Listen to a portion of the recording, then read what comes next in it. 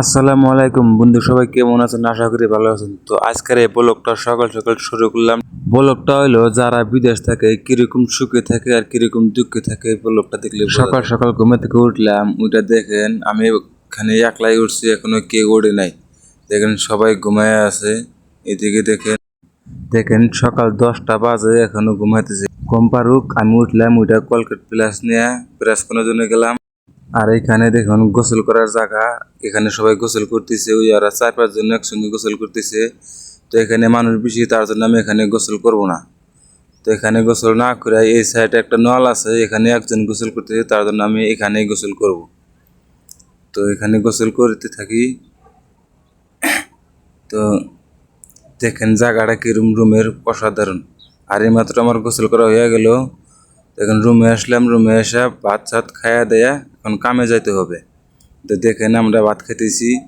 তো ভাত খা শেষ, এইমাত্র কামে যেতেছি টিফিন একটা লইয়া। আর আমাদের রুমটা দেখেন কিরকম অসম। আর এটা হলো আমাদের কোম্পানির যাইনা রোড। তো রোডে আমি টিফিনে যাইতেছি। এই দেখেন কত সুন্দর রোড, একটা ভিআইপি রোড। ওই রয়েছে ওই সাইড অ্যাঙ্গেলে গেট, আর এখানে এই সাইড অ্যাঙ্গেলে রুম। তো আমি এখন কোম্পানি যাইতেছি। তো আমাদের এখানে কাম শেষ হবো রাতের 11টায়। আর দেখতে পাচ্ছেন আমি গেটের সামনে আছি, এই যে এডাঙ্গের কোম্পানির গেট। আপনারা দেখতে থাকেন, আর পরের ভিডিওতে কি কাম হয় ওটা আপনাদের জানাবো। এখন কাম শেষ করে রুমে এলাম। সবাইকে কইলাম রাত মেলা হয়েছে, আমরা ভাত সবজি বানা খাই, কে যায় না। দেখো একে বললাম কিভাবে মশাঙ্গের সার্কিট টানতেছে, দেখো মানে যাকে কই তাকে জানা। দেখো কি একটা পোস্ট দেখাচ্ছে, ভাত রান্না একটা পোস্ট চোদাছে। দেখো গাছ গেল না, তাই পক পক না করে আমি নিজেই গেলাম সবজি বানাতে। দেখুন কারণ বিদার জীবন সবজি বানায় খাই লাগবো, তার জন্য আমি গেলাম।